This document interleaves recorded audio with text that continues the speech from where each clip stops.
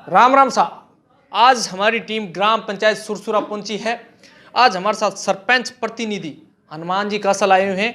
हनुमान जी से जानना चाहते हैं जो एक साल गुजरा है कैसे गुजरा। एक साल बेमिसाल या बेहाल, जो सरकार द्वारा योजनाएं थी वो धरातल पे पहुंची हैं या नहीं पहुंची हैं, क्या है गांव की कहानी, जानते हैं खुद सरपंच प्रतिनिधि की जुबानी।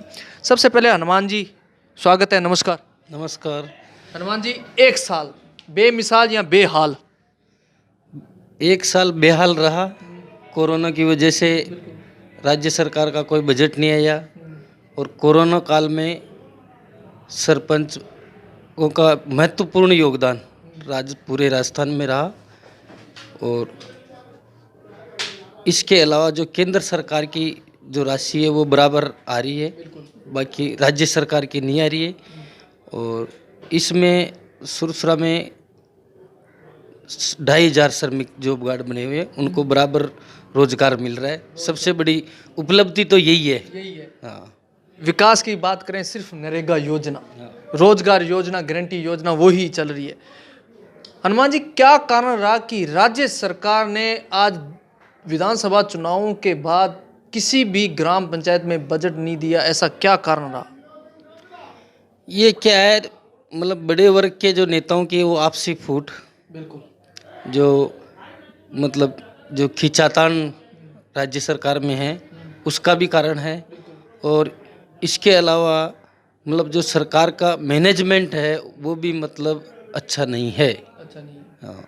नहीं, जैसे कि बात करता हूँ, जैसे कि राज्य सरकार द्वारा कोई किस्त नहीं है। लोकल एमएलए एमपी की बात करें, उनके द्वारा कुछ ग्राम पंचायत को बजट दिए गए हैं या नहीं दिए गए? कोई भी बजट नहीं दिया गया है। न एमएलए फंड है, न एमपी फंड है, न प्रमुख साहब का फंड है। अभी कोरोना काल में जितने भी एमएलए विधायक हैं उनके जो पूर्व में भी, अगर कोरोना काल से पूर्व में भी जो सैंक्शन था, उनके जिला परिषद से आदेश आ गए, भाई जब तक इनका बजट नहीं डलता है तब तक आप कार्य को रोके रखे, काम चालू नहीं करिए। सरपंच साहब, जैसे हनुमान जी आप प्रतिनिधि करें, सरकार 2 साल की उपलब्धियां गिनाती नजर आ रही है और गांव की ये कंडीशन, क्या क्या माने कि सरकार उपलब्धियां कागजों में गिना रही है या धरातल पे गिना रही? सरकार कागजों में ही गिना रही है उपलब्धियां, धरातल पर कोई उपलब्धियां नहीं है। धरातल पे कोई उपलब्धि नहीं। बहुत अच्छी बात कही हनुमान जी।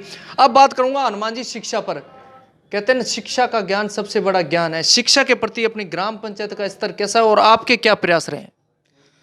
शिक्षा के प्रति ग्राम सुरसरा श्री वीर तेजाजी महाराज की कर्मस्थली है और रूपंगढ़ उपखंड के बाद में सबसे बड़ा गांव ये है सुरसरा।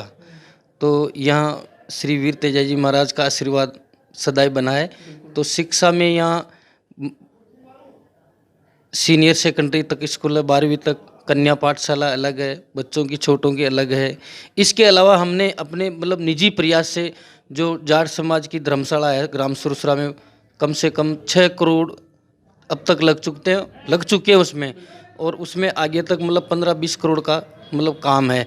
तो उसमें हमने मतलब अपने प्रयास से और सामाजिक प्रयास से हमने सभी के विद्यार्थियों के लिए कम फीस में मात्र 2,000 महीने में पढ़ाने वाला उपलब्ध करा रखा है। नहीं, जैसे कि हनुमान जी आपने बताया 6 करोड़, ये क्या भामाशाहों का शौक रहा है या सरकार द्वारा भी कोई आर्थिक सहायता दी गई? सरकार द्वारा कोई सहायता नहीं थी, ये तो मतलब समाज के हाँ, समाज के भामाशाहों का है वो। रोजगार की बात करें, रोजगार के अपने क्या संसाधन है अपनी ग्राम पंचायत में, सिर्फ नरेगा योजना को छोड़ के और कोई योजनाओं के द्वारा? ग्राम सुरसरा में किसान वर्ग के सबसे बड़ा दूध का काम है यहाँ। बिल्कुल। और इस रूपंगढ़ उपखंड में सबसे ज़्यादा ग्राम सुरसरा में दूध का काम होता है, और दूध के साथ खेती। और प्रचुर मात्रा में तो पानी नहीं है, लेकिन फिर भी स्थिति मतलब पानी की ठीक है यहाँ। तो ये मतलब बड़ा रोजगार का है। और पास में मतलब औद्योगिक एरिया किशनगढ़, रूपनगढ़ है। मार्बल का जो कार्य है वो थोड़ा सबसे अच्छा है रोजगार में। हनुमान जी, जब चुनाव का दौर था, जनता के बीच में गए थे, जनता ने कहा भी था सरपंच साहब हमें ये विकास कार्य चाहिए। आज 1-1.25 साल हो गया, करीबन 1 साल से ऊपर टाइम हो चुका है। क्या वो भी जनता वापस आती है और ये पूछती हो कि सरपंच साहब हमारा काम नहीं हो? कैसा लग रहा है इस बारे में? देखो, इसमें महसूस तो कुछ हल्का होता है, लेकिन आज की जनता पढ़ी लिखी है, उनको पता है कि मतलब सरकार क्या दे रही है, ग्राम पंचायतों को कैसा बजट दे रही है। अशिक्षित आदमी है नहीं, सभी को डेली मतलब समाचार के माध्यम से, अखबार के माध्यम से, सब चीज़ों का आजकल ऑनलाइन है, तो सब ग्रामीणों को और सब जनता को पता रहता है कि सरकार ने ग्राम पंचायतों को क्या दिया। तो वो हनुमान जी, एक और प्रश्न पूछना चाहूँगा। एक सरपंच का मानदेय 3500 से 4000 है। क्या आप संतुष्ट हैं कि इसमें सरपंच का गुजारा हो सकता है?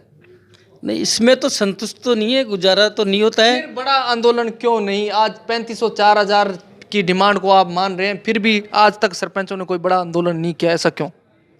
आंदोलन की क्या रूपरेखा बनती है और उसके बाद में सरकार कुछ नरम हो जाती है। जैसे अभी पीडी अकाउंट के बारे में और एफएफसी के बारे में चल रहा है, तो ये क्या है, बीच बीच में सरकार मतलब वापिस उलट के सीधा करके फिर एक बार कमज़ोर होती है और फिर नहीं होगा तो आगे आंदोलन ये तो कह सकता हूँ कि एक सरकार एक सरपंचों को लॉलीपॉप दे रही है, यही है।